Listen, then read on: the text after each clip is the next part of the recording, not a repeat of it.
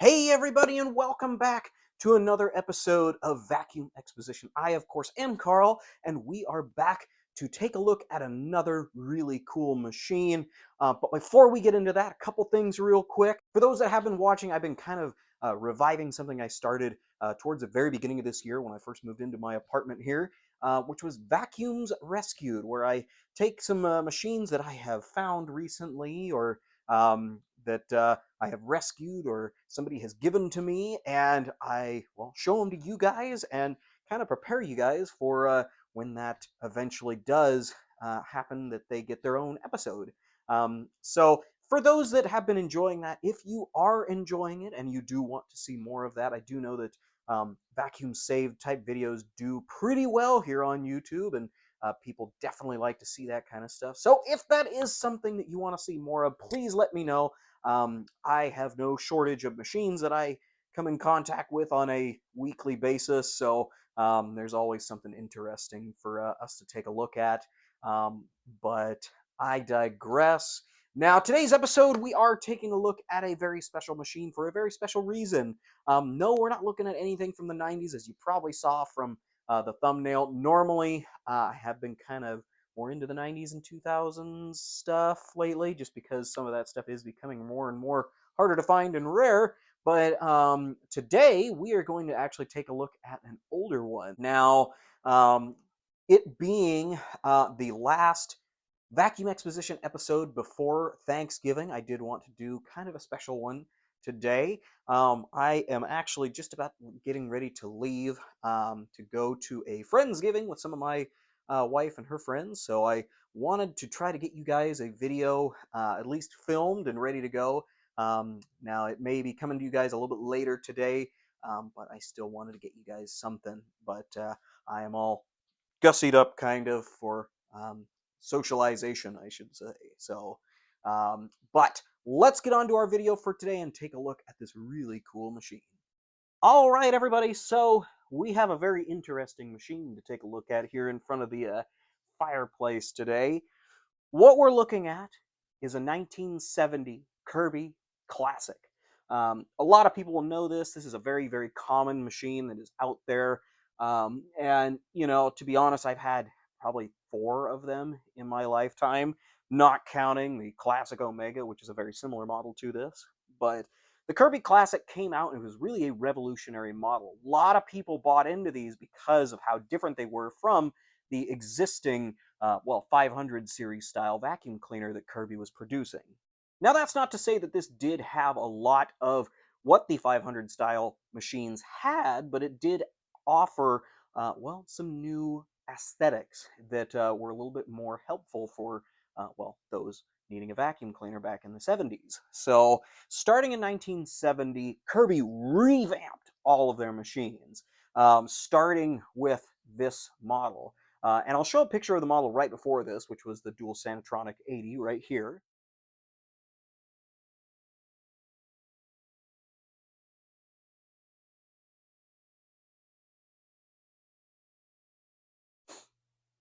As you can see, vastly different than the dual Sanatronic 80. This machine came out in 1970. The dual Sanatronic 80 was offered for the 3 years before that, but this particular machine came out and it offered not only a wider nozzle, this was a 16-inch nozzle, whereas they had a 13 to 14 inch on the previous models, which that feature alone was a big reason why people went for this model, just because you could do a lot more. Even the Eurekas of the time, or any of the Hoovers that were commercial grade or was known as the wide path or anything like that, was about the same size as this, and this was standard. You didn't have to special order this per se in order to get that length of a swath per se. Now, this machine also, of course, had a different bag setup as well. If we'll turn around to the side here, we are looking at a what they called their Sani emptor. The Sani emptor for Kirby's in general was a way to connect the bag to the fan housing right here. It was also your way of dumping it, hence the Sani emptor. So what you would do essentially is hit the switch and dump everything out onto the carpet, and you would have had a scraper inside the bag, actually, a little plastic scraper that would scrape everything down to the bottom so you could dump it out. hence a dump style bag. Very, very handy, but this was the first of the larger oval ones. Now, the 1970 Kirby Classic was not only big for their changes in aesthetics, they were also very big in their changes in the motor housing and everything like that. The motor housing did look very different. As we can see, it's more of a swooping design right here, but it essentially moved your switch to the very back, so you more or less had a kick panel in the back instead of a switch plate along the side. And you also, of course, move your cord to the very back as well. So, in part, that design was so that in the case that you were vacuuming and you were, kind of going at it with the vacuum cleaner, if you hit the what used to be the switch and cord plate that was on the side, it wouldn't bust all that off, causing you to have to go buy a bunch of pieces of aluminum to fix it. So, however, the thing about the Classic that I've always been told was the motor on this was the same as the dual Sanatronic 80. So that green one we took a look at, it was the absolute same motor. Now, people will say that this one was perhaps a bit more underpowered considering the size difference between the two. But as I found, this machine does compete pretty well with other machines on the market still. You still had a multi-position height adjustment. You still had the dump bag setup so you didn't have to keep buying paper bags. You still had a robust front end on this so that you could go anywhere and do anything. A lot of Kirby's went into commercial use just because they could take it. So this one being no different. Of course, you did still have a very large aluminum handle here. This featured the first of their wood paneling or fake wood paneling, as you see commonly on station wagons of the time, which, you would buy this to match your aesthetic in your house. A lot of people had stuff that was around these colors. So, that being said, this machine fit right in with a lot of people. I've probably said this a few times already, but my aunt and uncle actually did have a Kirby Classic Omega, which was very, very similar to this, had the same bag and everything, but they had it for a long, long time, for years after. They bought it after they got married. So, but they said it was one of the best vacuums they'd ever had, which a lot of people will attest to that. Kirby, of course, being a modular type vacuum cleaner, you had a whole myriad of attachments. And you had all these different, you had sanders, you had upholstery tools, you had drills, you had all kinds of stuff that you could attach to this, and thus have yourself really anything you wanted. Now, Carl, why do you bring up this machine today? Why is this the one you chose for today's episode? I'm glad you asked. Now, as we know, Thanksgiving is coming up. I've got a lot to be thankful for. I'm sure a lot of you do too. Now, I of course am thankful that I have one of these vacuum cleaners in my collection, but there's a reason why I decided to do this, and I will show that reason right here. Now, as you can see in this ad, there is another Kirby Classic sitting right there. It's an ad from the Kirby company that you would have seen in the newspaper, which was advertising essentially that, well, if you bought your vacuum cleaner during the time frame around Thanksgiving, perhaps Black Friday shopping, they would give you a turkey for your Thanksgiving. Or, I mean, if you wanted it for Christmas as well. But either way, you bought a vacuum, you got a turkey. Now, I've seen this actually happen for a few different advertisements. I know Les Schwab, per se. There was a long time where if you got a new set of tires, they'd give you a few pounds of steak or something along those lines, which very strange. I don't know how long I would trust Les Schwab to keep a bunch of steak. Fine. Same thing why I wouldn't necessarily trust Kirby to have a bunch of turkeys in a freezer at the back of a distribution center or store or shop or whatever. But either way, I just found it so interesting, being as it's this time of the year, and if we were to go back, 50 years, 50, 60 years to when this machine was new, well, they took the holiday serious as well. So, if you wanted your brand new vacuum cleaner right in time for the holidays to clean up all those wrapping paper messes and such, or if you were social and you had unruly house guests that made messes everywhere you went, you wanted a Kirby. You wanted something with a big, wide front end to act like a combine harvester in your shag rug. So this one was a huge necessity to a lot of people back in the 70s. Not to mention, you also had those that had shag carpeting that multi-position height adjustment, yeah, that was really needed for those. Now, later renditions of this particular vacuum platform would have had a big rake on the front, and perhaps one day we'll take a look at one that does have that. But this particular machine still held its own with those larger nap type floors and carpets, such as like shag, frise, and a few others along that line. But I just thought this was a great machine to have our Thanksgiving episode. I realize we have Black Friday coming up next weekend, so we will be taking a look at something cool for that as well. But it's just very interesting when you see an ad like that. You study these kind of things like I do over the years, and you try to relate to certain things, and that's something that's absolutely perfect to relate to.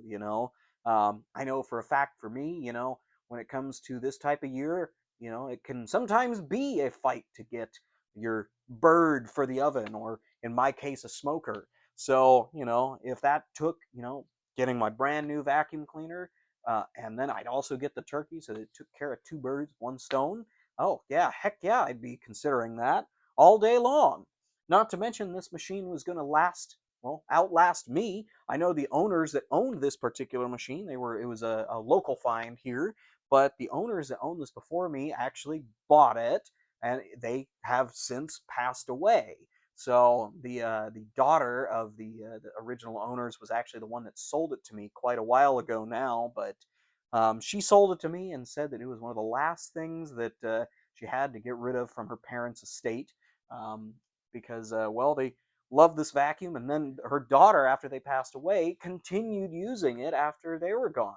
And in that amount of time, it had been serviced many times. It had really had a long, fulfilling life. And now that I have it, it has now retired. So it is now enjoying a life of relaxation in my displays. So, but that's why I decided to bring this fantastic old machine up. It's in fantastic shape. I mean, like I said, it was very well cared for, and has since withstood the test of time. So, without further ado, we are going to get on to our run demo and see how this old girl does on the carpet once more. All right, folks, so we have the old Kirby Classic ready to go and plugged in. Um, this machine, like I said, is all set up and ready for longer pile carpeting like what I have here. So let's see how this thing does on the carpet.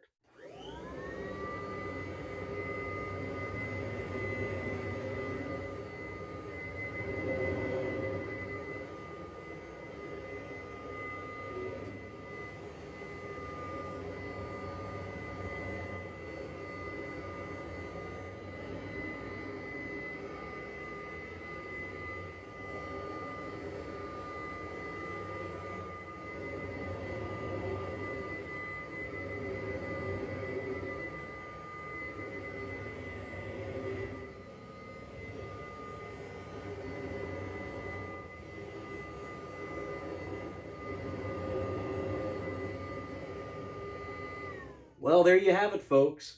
The Kirby Classic did a fantastic job on the floor, and boy, it really brings the nap back up on this carpet. So I hope you guys enjoyed our little run demo for today.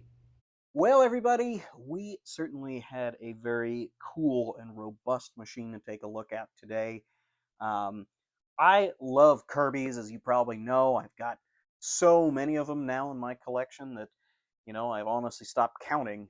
Um, and that's just of Kirby's. I have probably hundreds of machines, and to be able to bring this out again and be able to just kind of pass it across the floor and share it with you guys and give some meaning to this particular machine and the way of advertisements. In case any of you guys haven't noticed already, advertisements are very important to me as well as in general because we as collectors, we as historians, we as just admirers of the past, we all have those things from our past or from the past that we can relate to.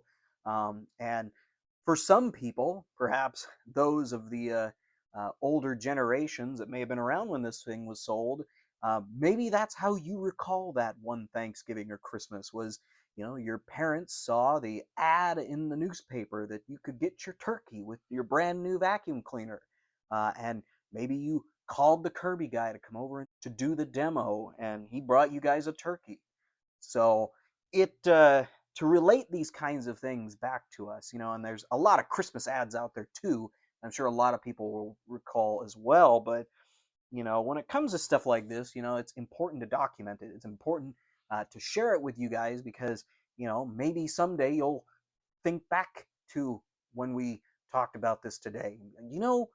When you were in 1970 and if you were buying a brand new Kirby, they would bring you a turkey too.